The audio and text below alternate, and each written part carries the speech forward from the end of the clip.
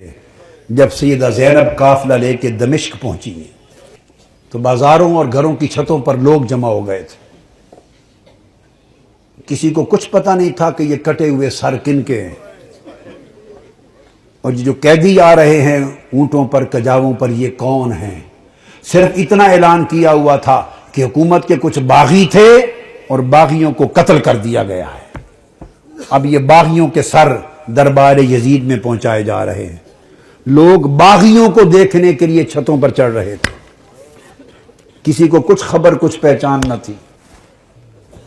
ہجوم ہو گیا، قافلہ رک گیا بازار دمشق میں۔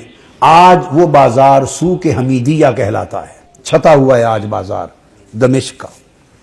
وہ روٹ تھا جہاں سے وہ مسجد اموی جو ہے اس طرف دربار یزید کی طرف مڑ کے قافلہ جانا تھا۔ بھیڑ ہو گئی، قافلہ رک گیا۔ بھوک تھی، پیاس تھی، پریشان حالی تھی، تو چھتوں پہ جو لوگ چڑھ گئے تھے ان میں ایک خاتون بھی چڑھ گئی تھی، بوڑھی۔ اس خاتون نے دیکھا قیدی ہیں، مسافر ہیں، پریشان حال ہیں۔ اس نے پانی بھیجا، کچھ کھانے کی چیزیں بھیجی، کچھ کپڑے بھیجے، دوپٹے بھیجے، ضرورت کا سامان بھیجا۔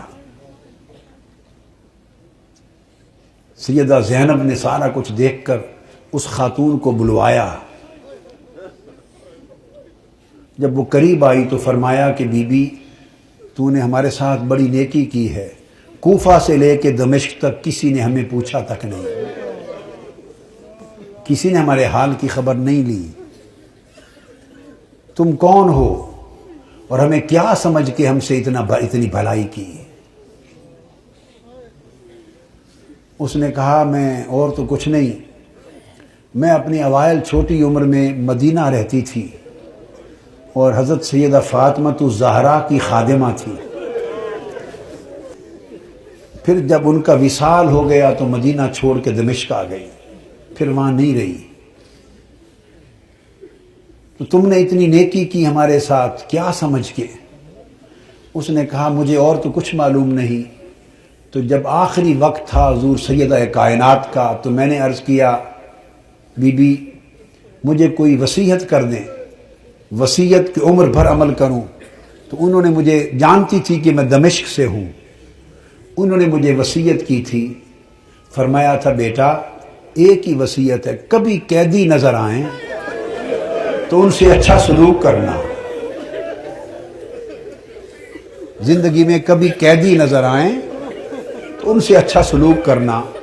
میں نے تو دیکھا ہے قیدی ہیں اور مجھے ان کی وصیت یاد آئی ہے۔ زندگی میں پہلی مرتبہ موقع ملا ہے تو میں نے سیدہ فاطمہ الزہرا کی، اپنی مخدومہ کی، میں نے نصیحت پہ عمل کر کے قیدی جان کے تو یہ سارا کچھ کیا ہے۔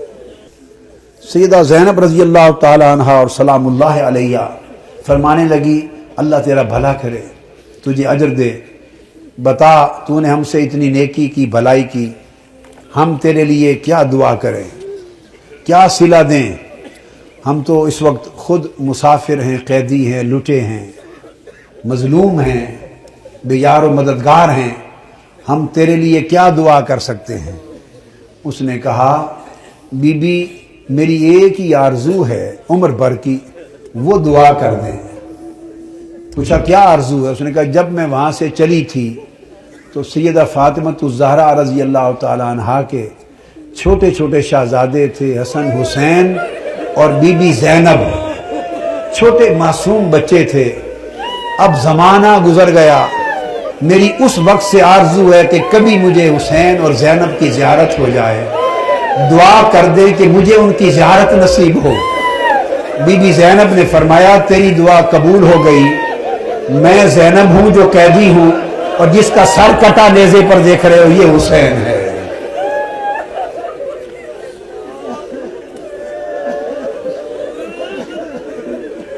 اللہم صلی علی سیدنا و مولانا محمد وعلی آلہ وصحبہ وبارک وسلم۔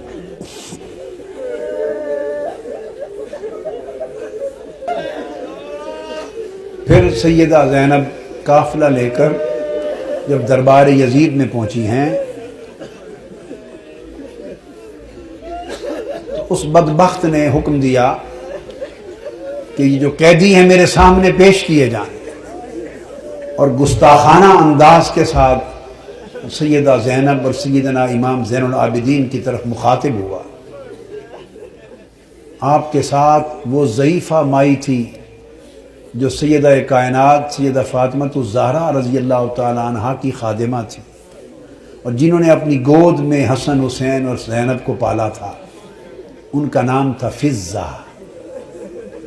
ان حضرت فضہ کا مزار آج بھی دمشق کے قبرستان مقبرہ باب الصغیر میں ہے، اہل بیت اطہار کے ساتھ ہی۔ وہ ضعیف تھی، ضعیف، اس وقت بوڑھی بڑھاپے کی وجہ سے جھک گئی تھی، کمر سیدھی نہیں ہوتی تھی۔ وہ کھڑی ہو گئی جوش میں کھڑی ہو گئی اور فرمانے لگی، بدبخت یزید، تم جن کو باندیاں کہہ رہا ہے، یہ قیدی باندیاں پیش کی جائیں، خبردار، یہ دنیا اور آخرت اور کل کائنات کی مالک و وارث ہیں، تاجدار کائنات کی شہزادیاں ہیں، تمیز سے بات کر۔ یزید نے اپنے فوجیوں کو دیکھا اور کہا کہ یہ بوڑھی خاتون کون ہے جو جسارت اور بے ادبی کر رہی ہے ہمارے دربار میں، اس کی خبر لو۔ اس کے فوجی اٹھے، انہوں نے تلوار لہرائی ڈرانے دھمکانے کے لیے بی بی فضہ رضی اللہ تعالی عنہا کو۔ بس اتنا عمل کرنے کی دیر تھی کہ خود یزید کے فوجیوں میں درجنوں سینکڑوں فوجی حبشہ کے رہنے والے تھے، اور بی بی فضہ بھی حبشہ سے تھی۔ یزید کی اپنی فوج کے حبشی جوان، یک لخت 20 حبشی جوان تلواریں میان سے نکال کے کھڑے ہو گئے۔ ان کی جو قومی غیرت تھی اور وطن کی حمیت تھی، اس نے جوش مارا۔ اس نے کہا، خبردار، یہ ہمارے وطن کی ماں ہے، حبشہ کی ماں ہے، اگر کسی نے اس کی طرف ہاتھ بڑھایا تو تلواروں سے گردنیں کاٹ دیں گے۔ جب وہ تلواریں لہرائیں حبشہ کی ایک خاتون کی عزت کی خاطر، تو اس وقت سیدہ زینب نے مڑ کے مدینہ کی طرف دیکھا اور مدینہ کی طرف تک کر ہاتھ اٹھائے اور عرض کیا، بابا، آج حبشہ کی ایک بیٹی کے لیے سینکڑوں تلواریں نکل آئی ہیں، مگر آج آپ کی بیٹیوں کی حفاظت کے لیے کوئی شخص یہاں موجود نہیں۔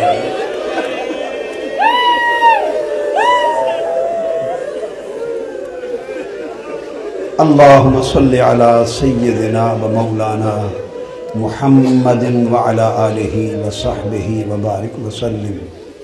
الصلاة والسلام علیک یا سیدی یا رسول اللہ وعلی آلک و اصحابک و اہل بیتک یا حبیب اللہ وعلی آلک و اہل بیتک و ذریتک یا حبیب اللہ وما علینا الا اللہ۔